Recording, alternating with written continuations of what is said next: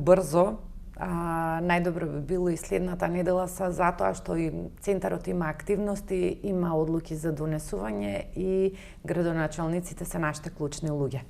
Во моментот сакам да направам посета и веќе го правам тоа на новоизбраните градоначалници, старите веќе знаат, сме работеле, мислам успешно сме работеле 4 години, меѓутоа новите од прилика да ги запознам што работи центарот, како работи, кои проекти во нивните општини сме ги имплементирале, кои се плановите за воиднина, и со нови идеи, нови проекти, и да ги запознам во однос на работата на Советот за развој Југоисточниот плански регион, и се надевам најдоцна за 10 дена Советот ќе биде формиран и ќе почнеме да функционираме.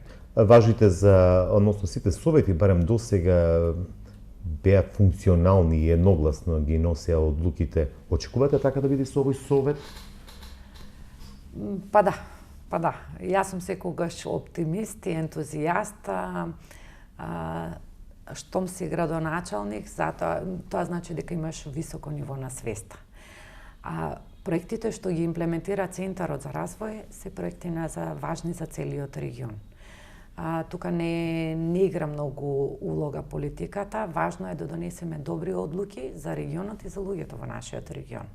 И јас мислам дека без проблем, тоа не е прв пат да имаме во Советот членови од различни партии. Било со мнозинство СДС, па потоа ВМРО, мешани совети, само минатиот беше од една партија.